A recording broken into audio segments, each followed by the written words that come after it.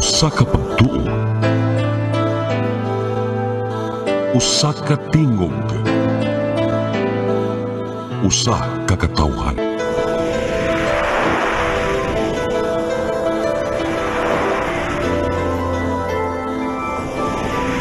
Cebu Catholic Television Network.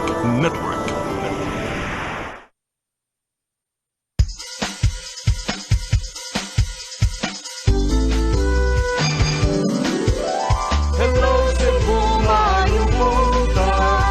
Nagsunta ang kahayag nga nagsugid sa matuod, kadagan sa panghitabo. Hello Cebu, maayong buntag Pinoy.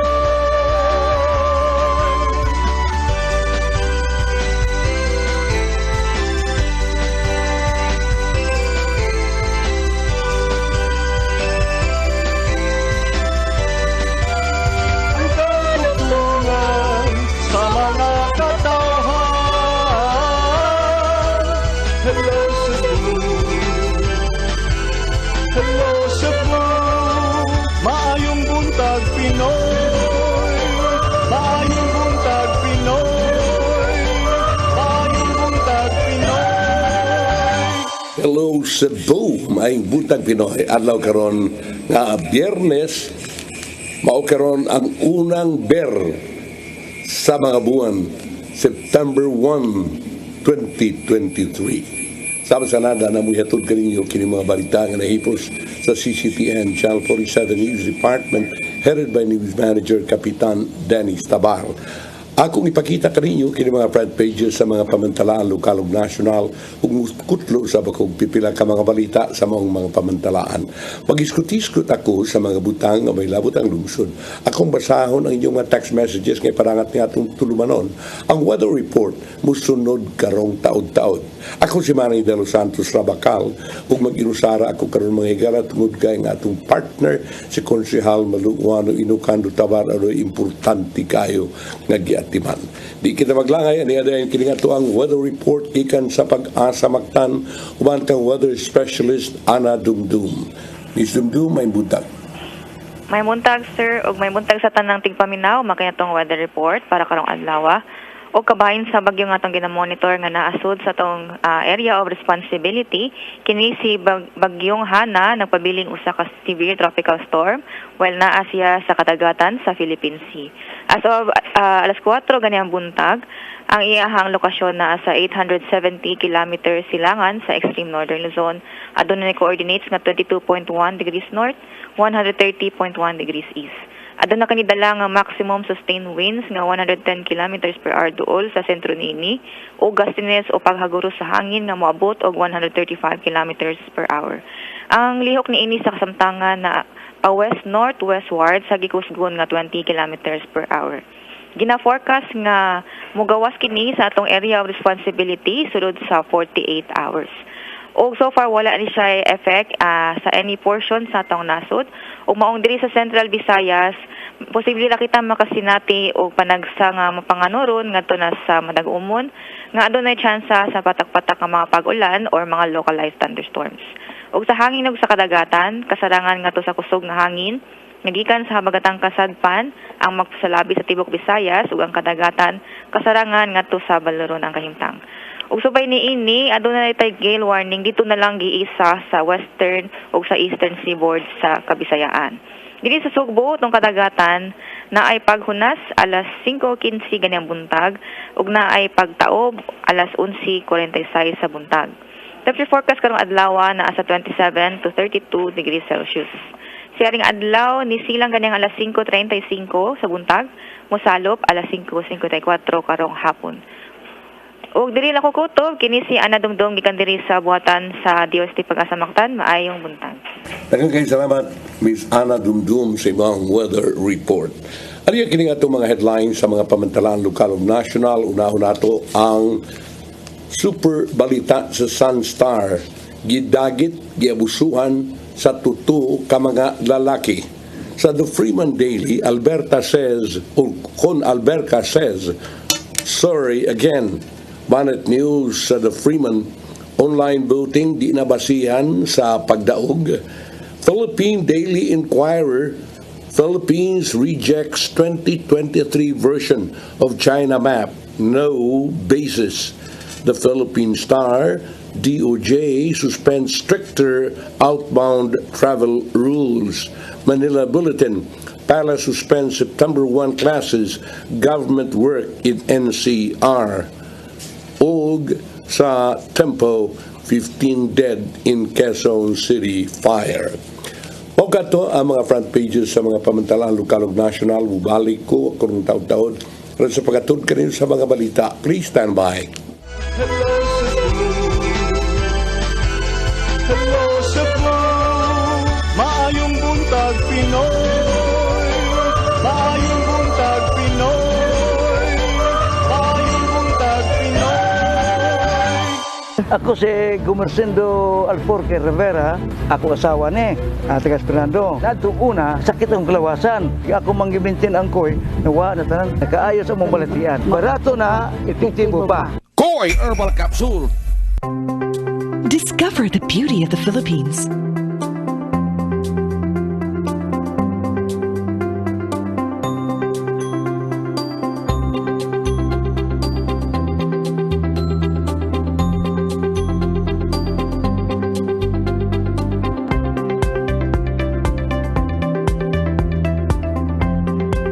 With Philippine Airlines, the country's flag carrier.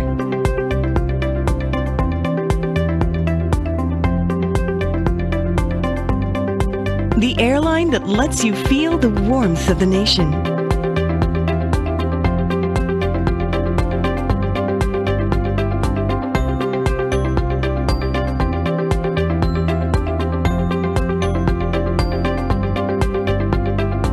Mabuhay!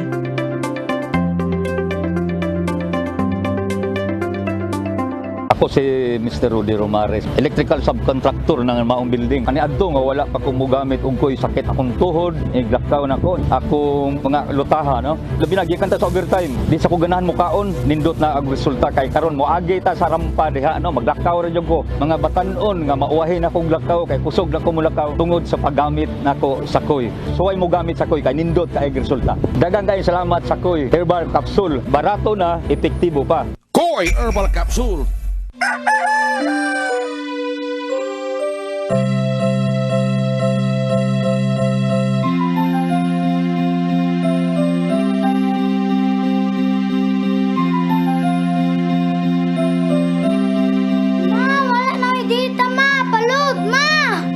Sorry ma'am, na-late ko.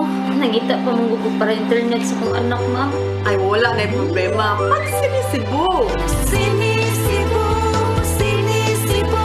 For your internet connection, And for the signal of your cable TV.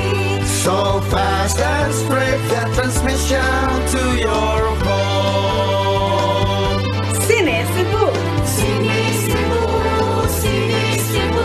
Offers you to have fiber optics.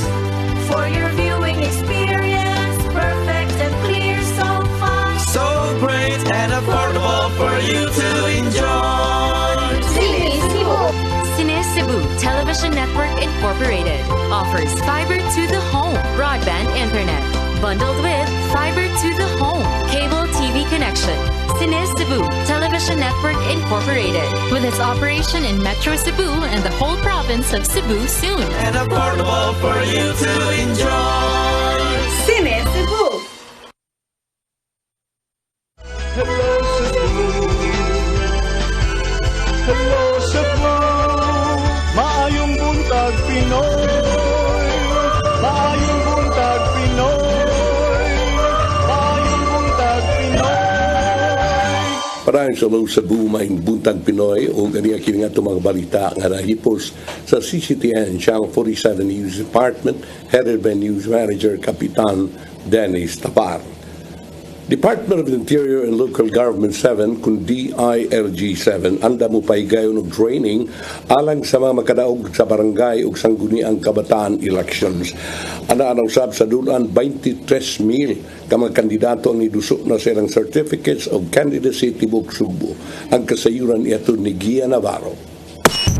Anda moabag ang Department of Interior and Local Government 7 alang sa mga mananaog human sa barangay ug sangguniang kabataan elections karong Oktubre.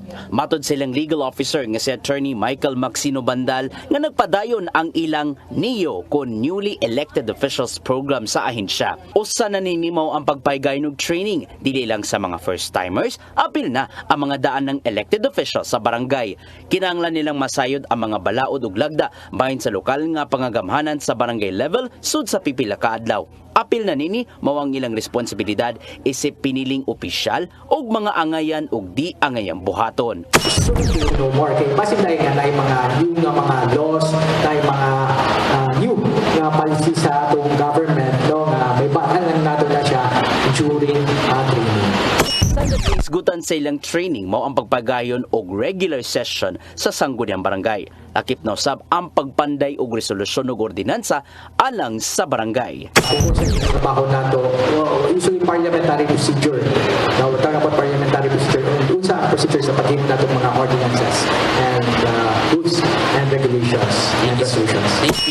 Mismo sa ilang training arm nga Local Government Academy ang pagpaygayon sa maong training program. Samtang gitaw sa Commission on Elections Cebu Province nga dulan 23,000 na ka mga tawo ang nakaduso na sa sertipiko de kandidatura sud sa tulo ka adlaw. Sa gitunon nilang datos, 13,357 na ang mga mukandidato gikan sa pagka-barangay kapitan hangtod na sa konsehal tibuok Sugbo. Samtang 9,474 usab ang mo kandidato gikan sa pagka-chairman sa sangguniang kabataan hangtod na sa member diha sa mga kalungsuran apil na ang highly urbanized cities. Sa gyapon, gipatuman ng scheduling si Sika Opisina sa COMELEC alang sa hapsay nga pagduso sa kandidatura kutob karong Sabado. Gian Navarro, CCTN News. Kapulisan sa siyudad sa Lapu-Lapu nagmonitor sa mga politiko nga dunay hulga silang kinabuhi. Kung isubay sa umabot nga barangay ug SK elections karong Oktubre 30, ang kasayuran ihatod ni Patch Anthony Inso. Nihimo og monitoring ang kapulisan sa syudad sa Lapu-Lapu nito mga politiko nga dunay hulga silang kinabuhi kini subay sa maabot nga barangay ug SK elections karong Oktubre 30. Mato ni Police Colonel Elmer Lim, City Director sa Lapu-Lapu City Police Office kanang CPO, nga andam ang kapulisan sa paghatag og seguridad sa mga politiko nga makadawat og hulga. Pinagi sa pakigalayon sa COMELEC ug sa PRO 7. Iyang gidugang nga mahimong moduaw ngadto kanila ang mga politiko aron matagaan sila og dugang proteksyon. Kung dili sa katong kanhi member sa kanang mga grand purahe, mga criminal gangs, mga private arm groups ug uban pa, no. So basta naa ka sa listahan, monitoron ka.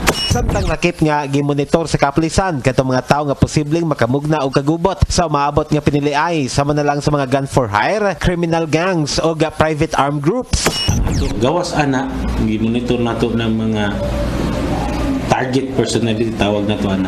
Ato pong gibantayan, no, gisecure po nato ang mga kining mga politiko nga naa sa tong area para maprotektahan sila, no, katong mga night threats na. Padayon usab ang ilang pakigalayon sa COMELEC aron sa pagpahigayon og mga checkpoints sa kasamtangan gitugan ni Lim nga naara sa normal nga sitwasyon ang syudad alang sa maabot nga piniliay.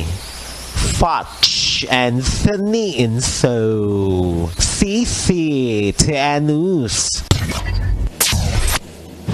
Kapin sa 700 na ka mga tao sa siyudad sa Mandaue ang ni-file og Certificate of Candidacy alang sumabot nga barangay ug sangguniang kabataan election Oktubre 30. Samtang election officer sa Mandaue ni Darcy usab sa sangguniang kabataan nga mahimong mas relevant sa komunidad.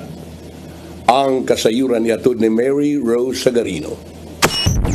Padayon ang filing sa Certificate of Candidacy sa mga ganahang magpapili sa umaabot nga barangay ug sangguniang kabataan elections karong Oktubre 30. Sa syudad sa Mandaue moabot na sa kapin 740 ka mga individual ang nisangat sa ilang kandidatura gikan sa pagsugod sa filing ni adtong Lunes. Kadaghanan ni ini gisangat ni adtong Lunes nga moabot sa 600 ka COC ang nadawat sa Commission on Elections. Ang filing matapos karong Sabado tungod sad sa pagmino sa nisangat sa ilang kandidatura. Ang COMELEC Mandaue ni balik na sa ilang buhatan gikan sa Mandawi City Sports Complex nga tupad ra sab sa buhatan.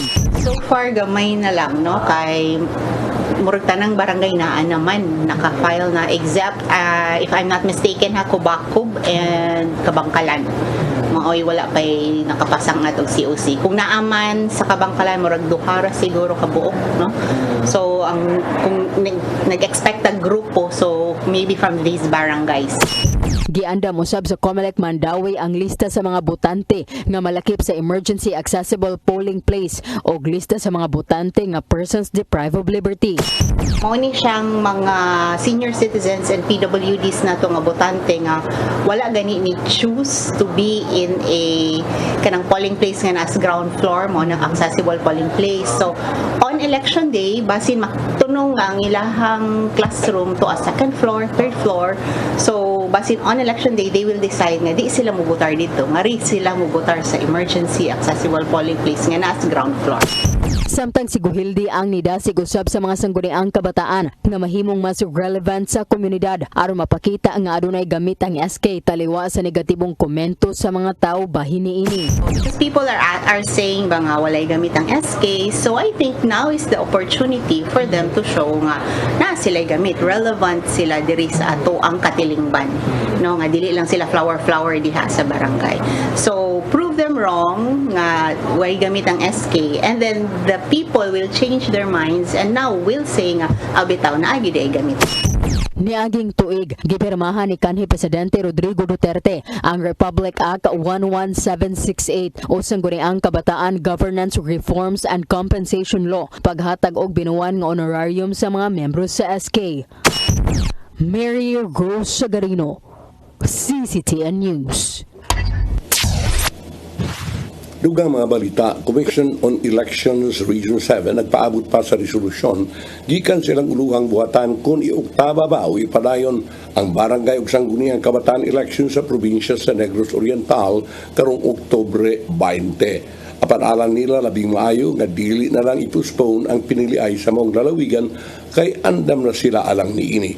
Ang kasayuran ni atud ni Arnold Bustamante.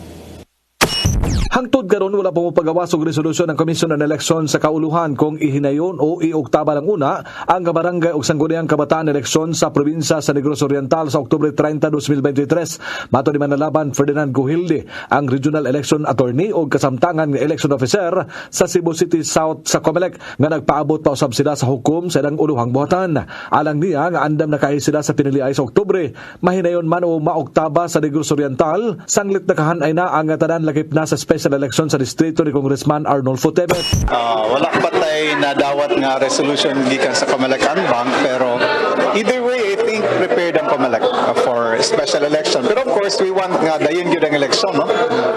Kaya ang special election it just prolongs our agony. Maybe soon kay hapit naman yun ang election. So ako di lang ko maka-preempt sa announcement sa COMELEC Manila. Pero what I'm saying is either way, if dayon sila sa alongside us sa October 30 for special election, prepared ta either way.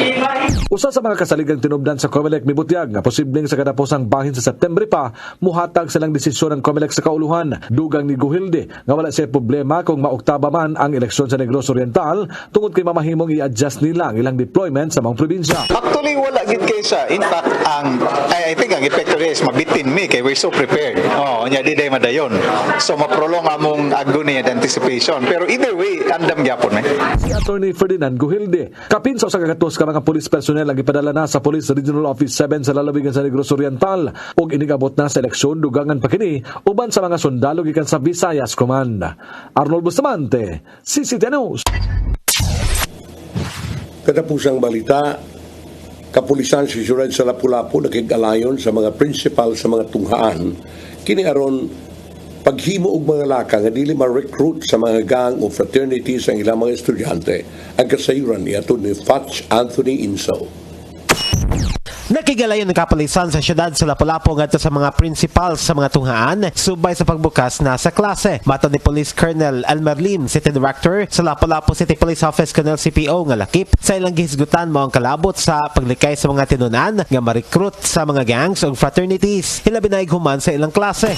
Nahisgutan na sa atong istorya nako sa principal sa Marigondo National High School nga usa sa among concern sir kay na may security guard sila sa school no but kana lagi ni gawas nga o dina na so nagsulti ko sa mao nga principal na sir kining naamantay number sa inyo gihatag ang pulis sa imo maka-request ka anytime kung naabay nakita ninyo nga kakulian ba na para ma-prevent na to or ikaduha ang ato pong pulis gi-direct po na nato sa makadaghang i-remind nato sa makadaghang panahon reminding them to patrol the school vicinity. Subay niini si Lim ang nimando siya mga ginsakpan sa pagpatrolya sa mga eskwelahan. Kinihilabi na sa mga night high schools, diin mas taas ang kagayunan nga mahitabo ang pag-recruit sa mga estudyante sa mga gangs o fraternities.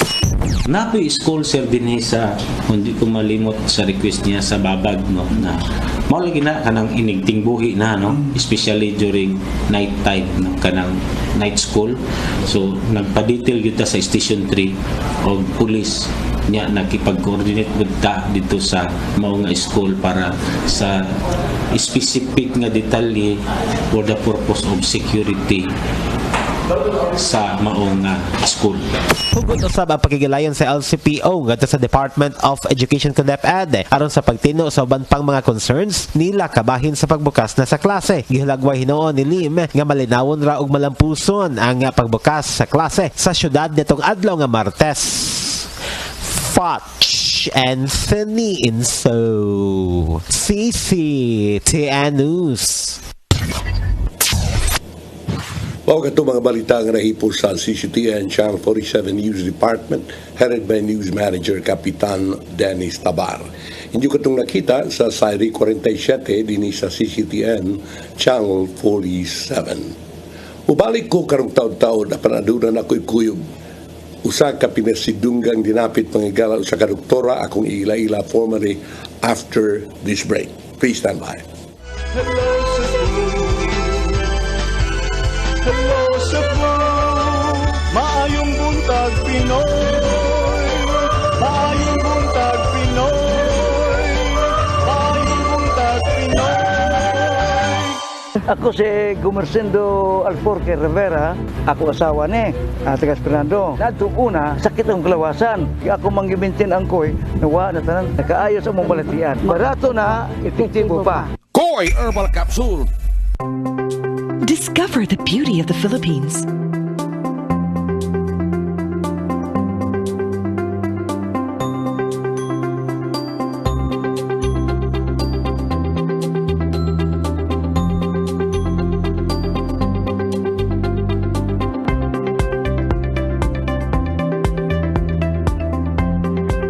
With Philippine Airlines, the country's flag carrier.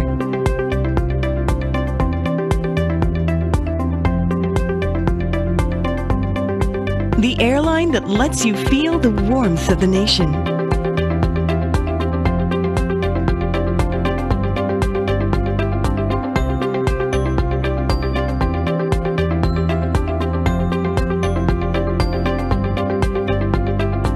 Mabuhay!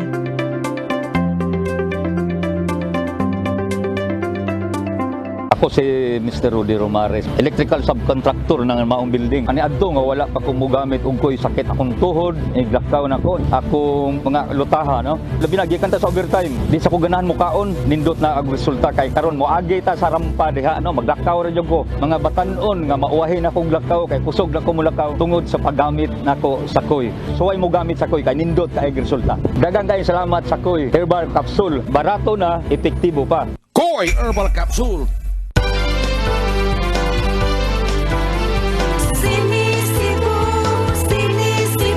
For your internet connection and for the signal of your cable TV, so fast and straight that transmission to your home.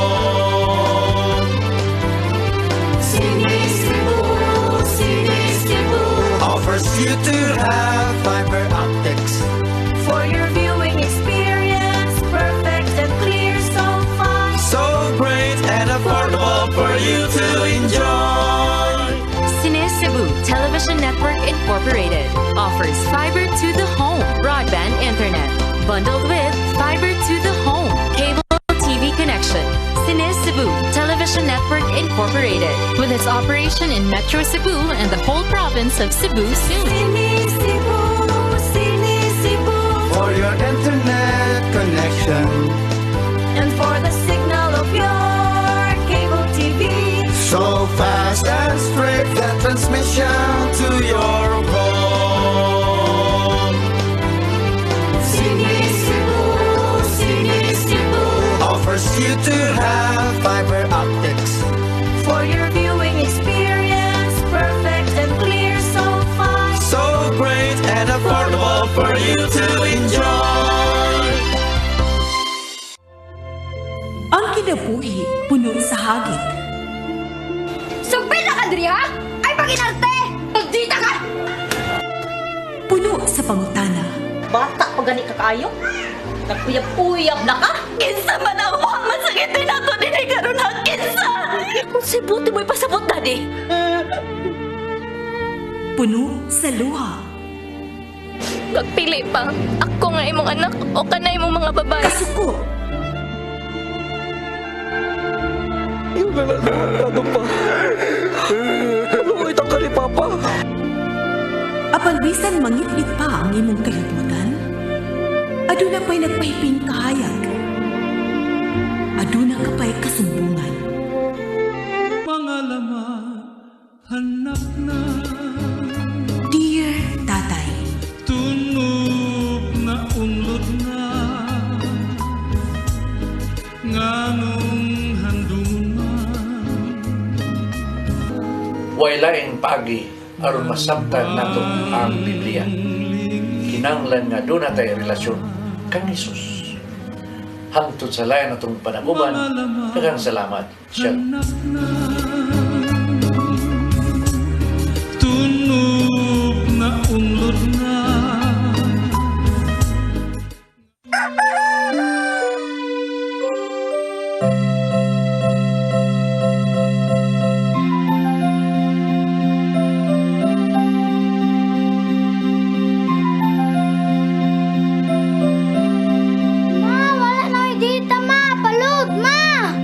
Sorry ma'am, na-late ko. Nangita pa mong gusto para internet sa kong anak, ma'am. Ay, wala na yung problema. Mag-CEBU! CEBU For your internet connection. And for the signal of your cable TV.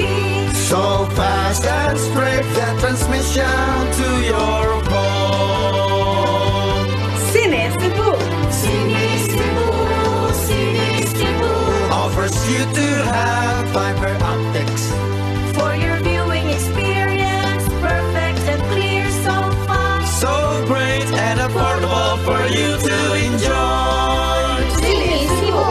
CEBU Television Network Incorporated offers fiber to the home broadband internet bundled with fiber to the home cable TV connection. CEBU Television Network Incorporated with its operation in Metro Cebu and the whole province of Cebu soon. And affordable for you to enjoy. CEBU! Di siya kumutuog na Ginoo. Ato na pod Ginoo. Pero magulo ng bata da. Nangita na ginigatas. Ang mga tao wala mo duol kaniya. Kasabot ka akong ipakuha.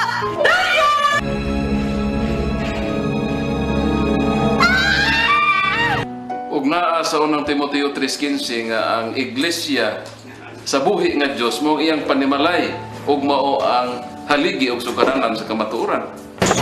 Maayong! Kasi tayo!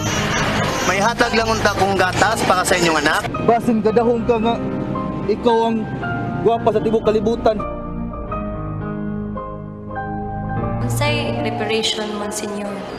Buhi kag laing bata aron mabayran ang imuhang nahimo nga dakong kasalanan.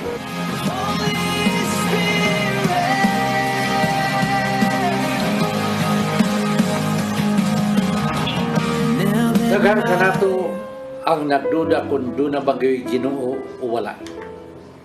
Apan ang Biblia nag-ingon nga atong dawaton pinagi sa pagtuo ang kamaturan nga dunay Ginoo. Sa Hebreo 11:6 tagingon, walay makapahimot sa Dios kun walay pagtuo. I came for you. I came for you. Holy Spirit. Hello, Cebu. Hello, Cebu. Maayong buntag Pinoy. Maayong buntag Pinoy. Maayong buntag Pinoy. Maraming sa Hello Cebu, Maayong buntag Pinoy. Karabutaga mga higala dako na kong dungog. Nga ani auban ka nato ang usa ka inila nga cosmetic surgeon. Siya mo'y medical director sa Ozone Med Wellness Clinic. Si Dr. Rio Barales. Siya usab mga higala overcomer sa breast cancer for 16 years. Amo nang isgutan karong taud-taud ako sang pagriton si Dr. Rio Barales. Please greet our televiewers, Doc. Maayong buntag kaninyong tanan, mga taga Cebu ug tibuok Visayas. Wow. Actually, si Just a little bit. Doktora is a Tagalog. No? And at least na siya gamay nga mahibawaan nga Cebuano. Yes, sir. Doc, by the way, atong ipaibaw ka ninyo nga siya usa ka cosmetic surgeon by profession. Yes, sir. Apan atong tuig 2007, na-diagnose siya sa sakit nga breast cancer, stage 3B. Pero tungod sa ozone therapy nga mo iyang gidawat nga treatment sa Amerika para sa breast cancer, na-overcome niya ang mga sakit. Ug karon, she is 16 years cancer overcomer.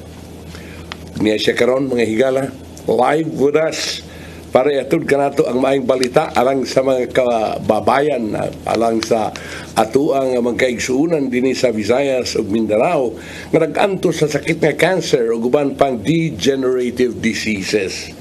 Dr. Rio Rosario Rio Barales. Ma'am, mas may tingaling you tell us what share us with your breast cancer journey. Kung unsay hitabo gyud nimo. Yes, thank you very much po. This is a wonderful opportunity for me to share my journey. It started actually as a lump, isang bukol in my left breast in 2007.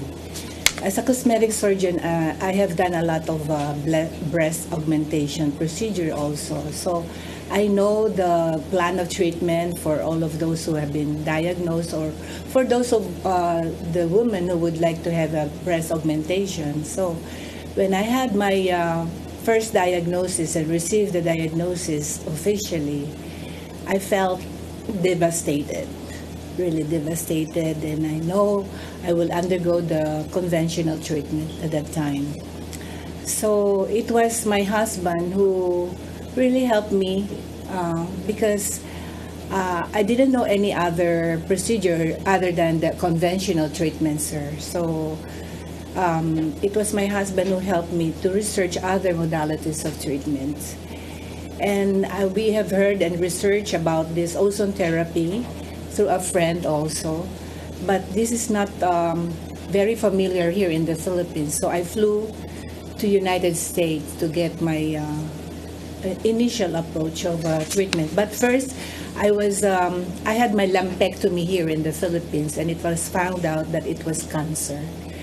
And so initially, because I'm a surgeon, because of the size of the tumor, it was initially planned to have my chemotherapy. But I understand that I have seen a lot of patients. I'm the one actually bringing the patient to the chemotherapy room and have the first treatment, initial treatment before the surgery. So I thought of seeing myself undergoing the same. But in my heart, I know that there is another impression that the Lord has been impressing in my heart. So I prayed about it, and I really seek His face, the Lord, who is our healer, who knows everything in us. So when I heard that there is something different for me, So it encourages me to really open up and hear him. And but not in an instant that he's telling me that I go for the ozone therapy. It was just an impression that there is something different for me. So I hold on the promise, and true enough, after the initial confirmatory of the diagnosis, it was then I was scheduled for the surgery. I preferred to get the surgery first before the chemotherapy procedure. So it was done as a lumpectomy first, just to conserve the breast. But then again, I went to a series of quiet time with the Lord, asking Him for wisdom and for the decision that I'll be having. But at the back of my mind, I'm still, as a doctor, having this kind of treatment, having this kind of the diagnosis also, fear overwhelmed me. Because I know the progress of the diagnosis. So when I prayed about it, and I believe that it's the Lord that gave me the peace of mind, subjecting myself first. Lord, I just give you myself. I just submit to you my decision about it. But yes, it went through. My first lumpectomy procedure was done here in the Philippines. But when I saw the scientific studies and all the write-ups about the ozone therapy, it began to give braveness and courageousness for me to seek the doctor who's doing that in the United States. So I flew in the United States the following year. It was December. I was diagnosed as a cancer patient. So I flew in 2008, and thereby again started to have the screening, in the United States. The same treatment, the same screening test, and they found out that I'm stage 3B already. So it was a good thing in the United States that they have a health system wherein they explain the other modalities of treatment if you requested. So I asked my doctor or the social worker at that time, because social worker would approach you of the psychological, the financial aspect, and other checking your background of how you would undergo and deal with this kind of diseases. So it's kind of like just as a patient, it drew my heart also of the doctor in the United States are really taking time to explain the procedure to you before the other modalities of treatment. Doc, before you continue, ang nalalaman natin is kung mayroong cancer, breast cancer, they usually remove the Yes, that's the initial approach. It's according to the size of the tumor. Yeah. It's according to the size of mine. It's really very big, but the first initial po sana is surgical. But because I can also suggest and recommend other procedure, kaya I chose to have the lumpectomy muna, the surgical approach before the other. So the ozone layer ozone therapy is different from removing the. Yes, it's a medical approach actually, sir. It's just like an IV drip that you are doing. Yun po, yung ginawa sa akin sa Amerika. So, nakapag-usap ako sa different doctors na naggagawa po ng other modalities of treatment, no?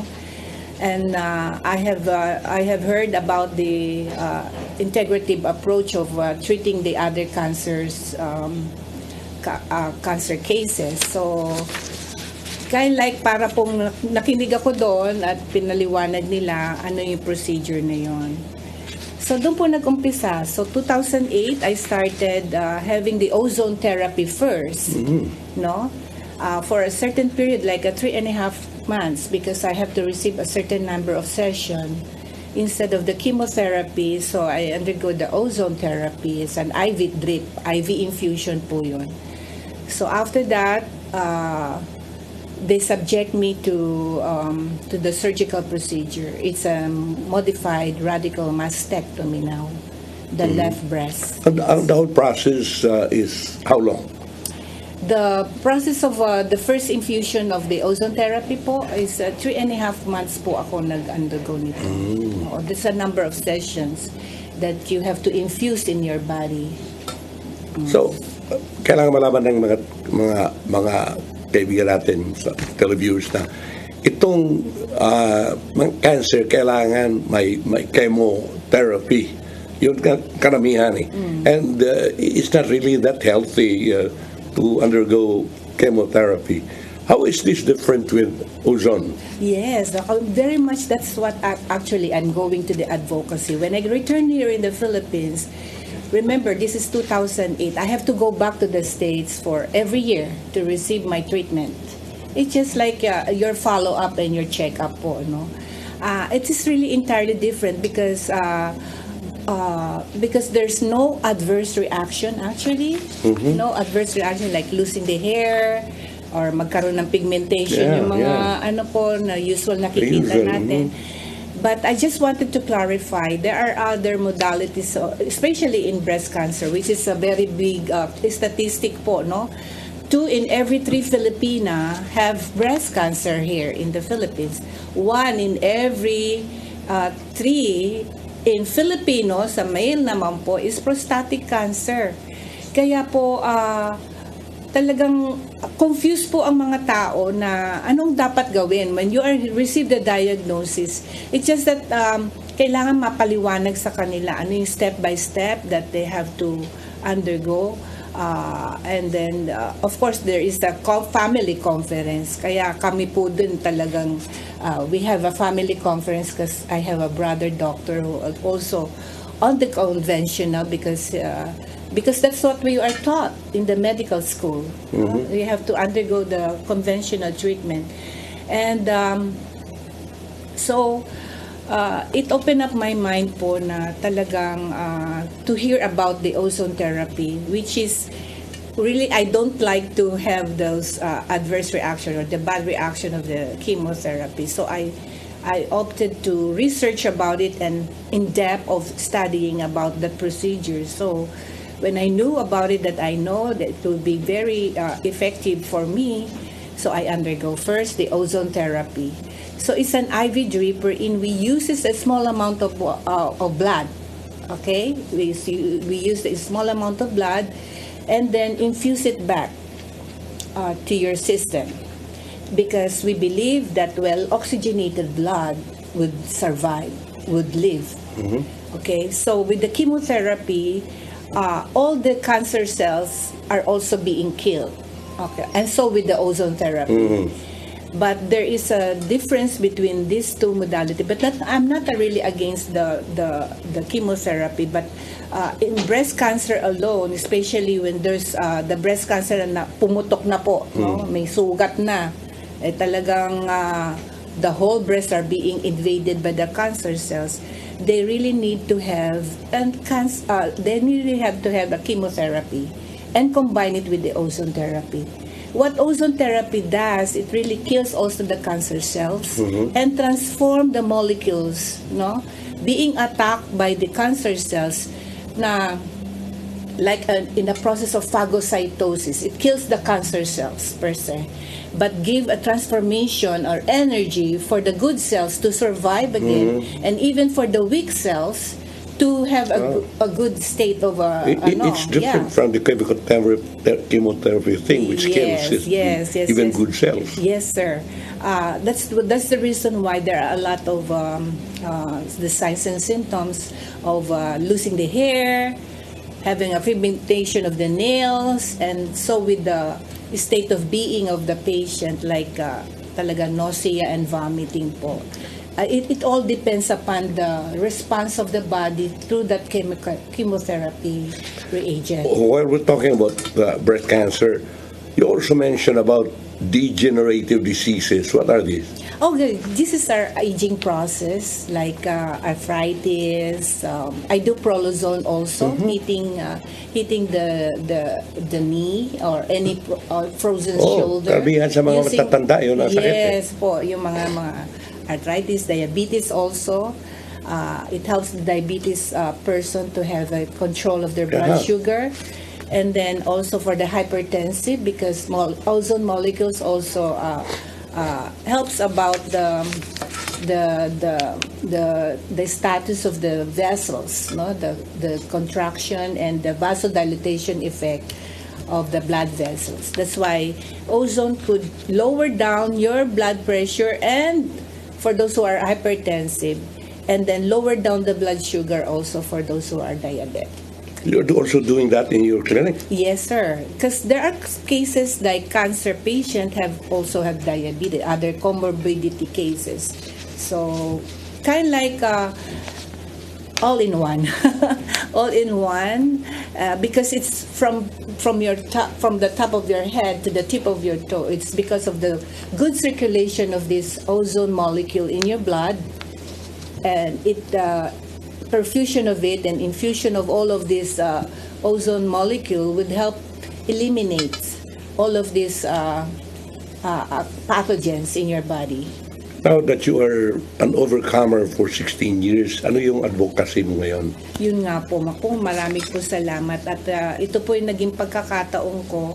Remember, I just kept silent myself, but I would like to really educate the patient, especially those who have this cancer journey also here in the Philippines, that they don't have to be fearing it, no? Sabi ko nga po doon, cancer fear no more. And all you have to do is really to be informed of what to do, no, step by step, and make a wise decision and be confident on your decision. And I always say to my patient that it is your body that received this treatment, so you have to decide well and have a confidence in your decision making.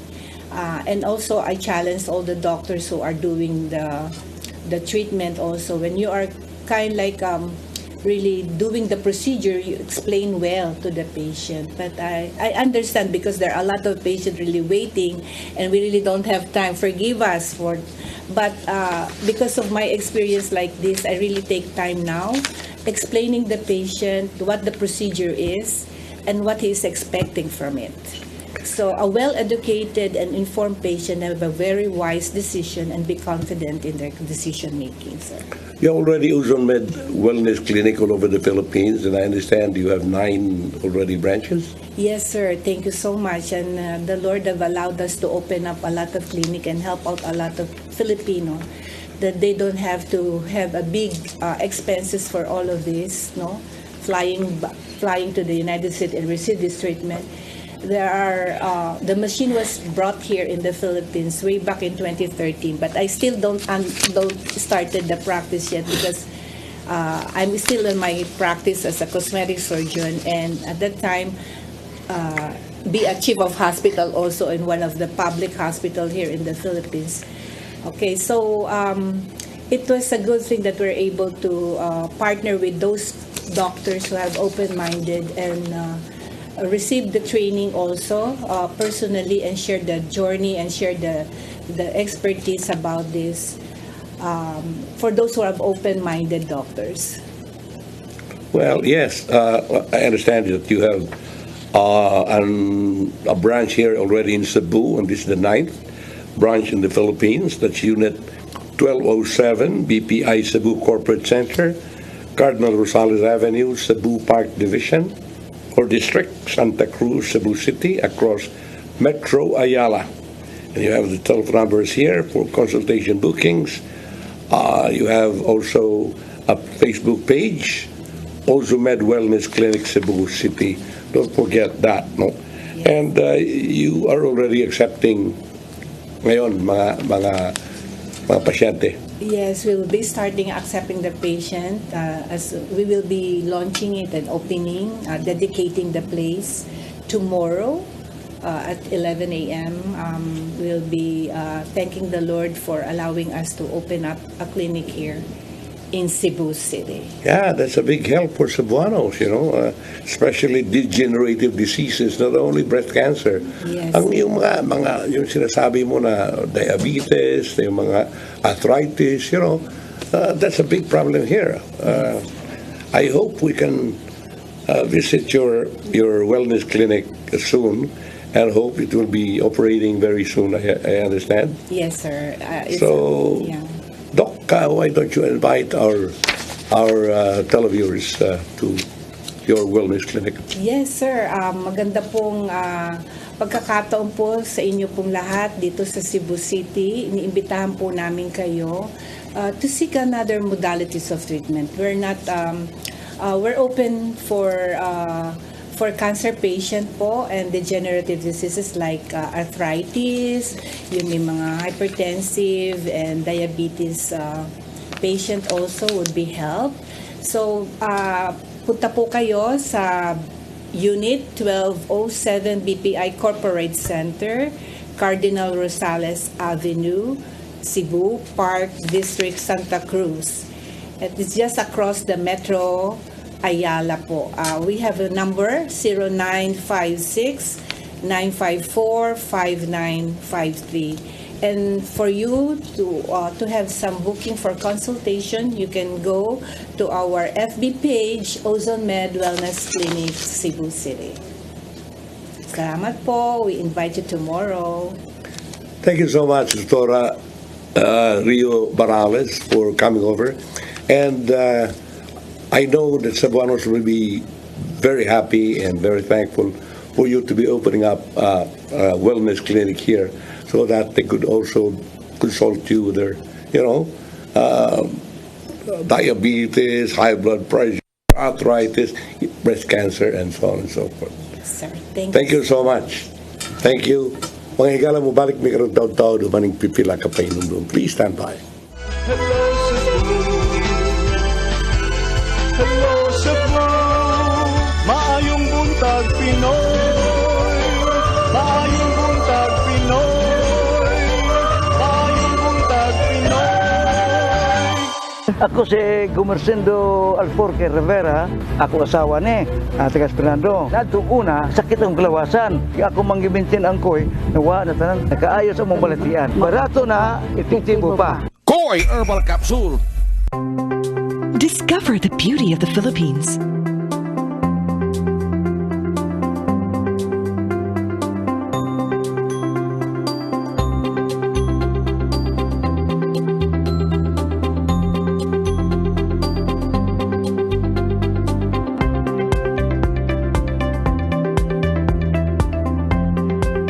With Philippine Airlines, the country's flag carrier.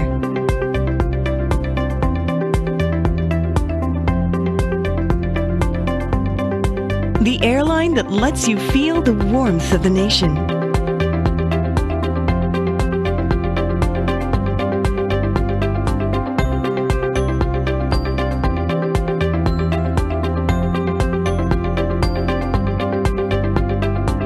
Mabuhay!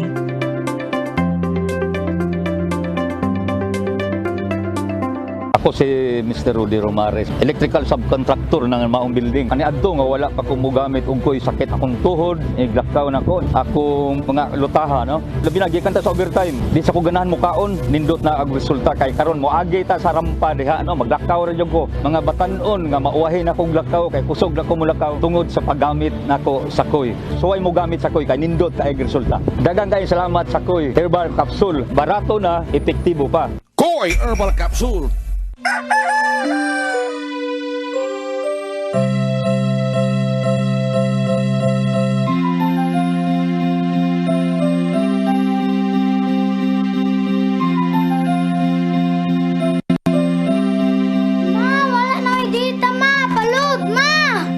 Sorry ma'am, na-late ko.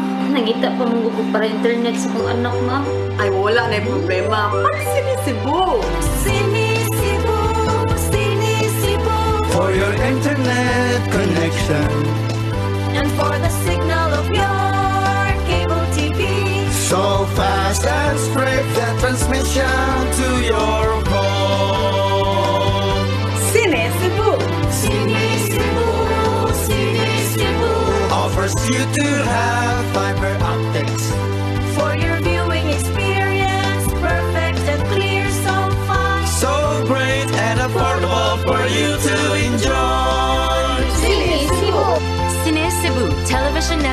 Incorporated offers fiber to the home broadband internet bundled with fiber to the home cable TV connection. CEBU Television Network Incorporated with its operation in Metro Cebu and the whole province of Cebu soon. And affordable for you to enjoy. CEBU.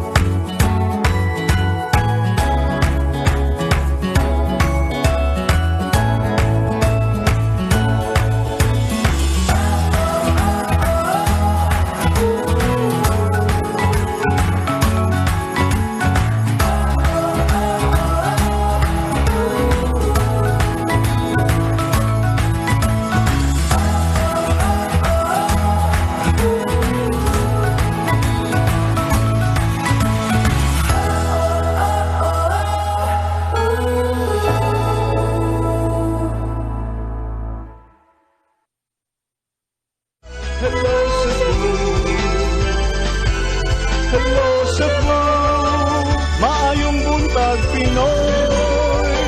Maayong buntag Pinoy. Maayong buntag Pinoy. Maraming hello Cebu, maayong buntag Pinoy. O ani kini ato mga pag-isgot-isgot sa mga butang nga ilabot ang lungsod doon na patay gamay nga nahibilin mga higala ato na ipaibaw na ang bisikleta iparehistro na. Ito mao ug balik ang mandatory registration sa mga bisikleta sa lakbayan sa Subo kini human gisuspenso netong 2020. Ing kagayuna ang digitalization pinagi sa quick response kun QR code daling magsubay sa nag-iya sa bisikleta o proiba sa pagilan sa posibleng kinawat nga bisikleta.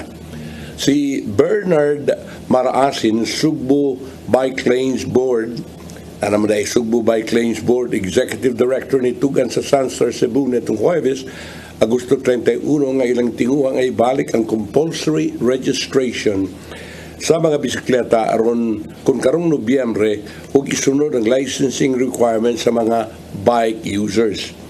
Patod ni Maraasin, ang SBLB nakigistorya sa mga opisyal sa barangay sa Lakbayan sanglit ang proseso sa registrasyon ipaygayon sa barangay level. Itatausab niya sa pagkakaroon wide registration fee aron madasig ang bike users nga magparehistro sa ilang bisikleta. Itatausab niya na aron mapalambo pa ang bike lane infrastructure, ilang gikonsiderar nga may nungdano ng pag-establisar og komprehensibong database og tukma nga ganon sa bike users sa Lakbayan. Hinoon ilang giila na sa pagkaroon dili practical ang dedicated bike lane sama sa Cebu South Coastal Road tungod kay limitadong luna ang magamit sa dagkong karsada ug mga daan.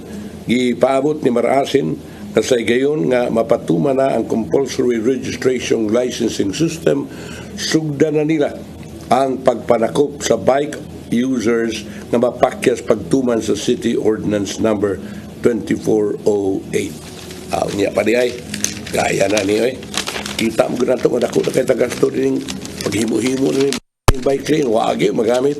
Tanbayan lang ina sa mga kariton Di ba, bisa 15 mo agi niya, mo aging motor, mo aging mga auto, mo aging truck de karga. Wainong dan. Kaskas, gastos, kwartas, lungsod. Inaot pa, kakagagisaan nila nga matuman na kuno galing kuno mahumanan ng registration. Bitanaw na to.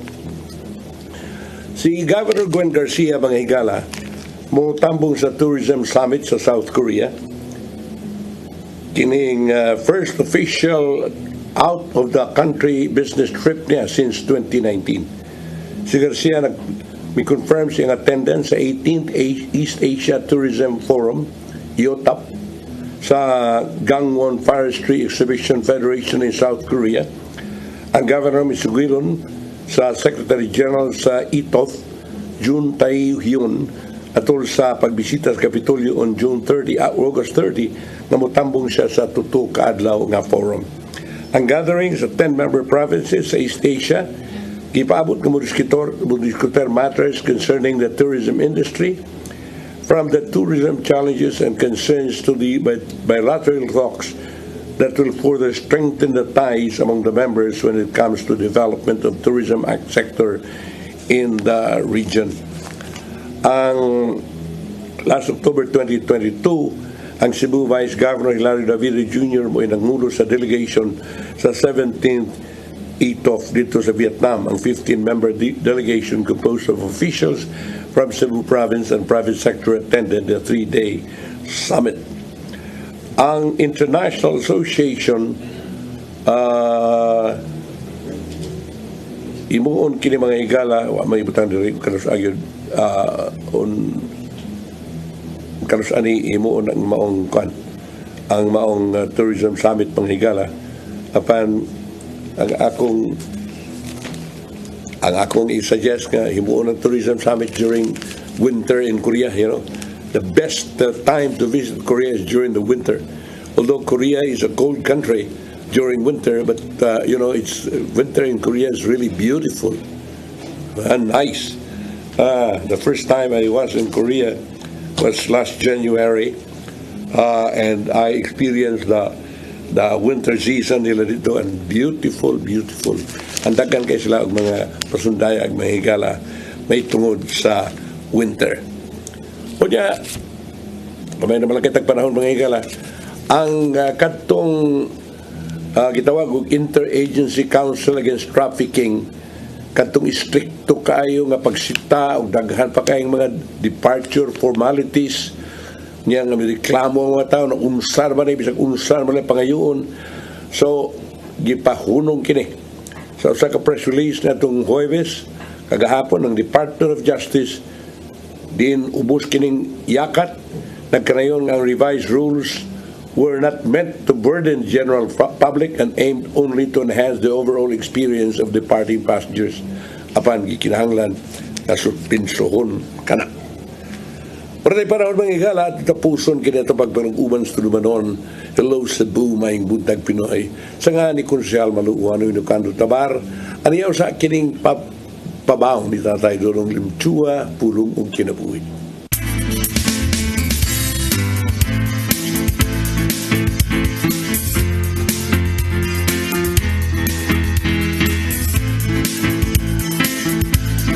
Ang pulong mo ang diwag sa dalan ko. Ang bisan unsa ngatong buhaton kinanglan nga kini atong gibuhat tungod kay kita nahigugma. Ug kinanglan nga ang maong gugma fully kay way man sa pagkaron-ingon, way hidden agenda. Kay kung ang atong pagbuhat nagbugna gikan sa putli nga motibo kini atong gibuhat aron kita mokhatag dili aron mudaw. Kaya ang bisan unsa ngatong buhaton unya nagpabot kita nga duna kita makuha gikan ini sato pa dili putli ang atong motibo. Ug dili gyud kini makapahimot sa Ginoo. Kay sa 1 Tesalonica 2:4 nagingon, wala kami tuyo sa pagpahimot sa tao kundi sa Dios nga nasayod sa atong kasing-kasing. May mo na itong taguon ang tinuod na itong motibo kikan sa bang tao apan dili kini mathago na to sa Ginoo. Mga igsoon, mao kini ang pulong na naghatag giya sa itong kinabuhi. Pagapon kita, nagitong amahan, himuwa nga ang tanan namong buhaton among gibuhat tungod kay kami na higugma. Ang imong katuyuan nga ang gugma mong pagtigbabaw kayo sa mong kasing-kasing kay ikaw mismo mao man ang gugma. Amen. Ang samahan sa anak sa Espiritu Santo. Ang pulong mo ang diwat sa dalan ko.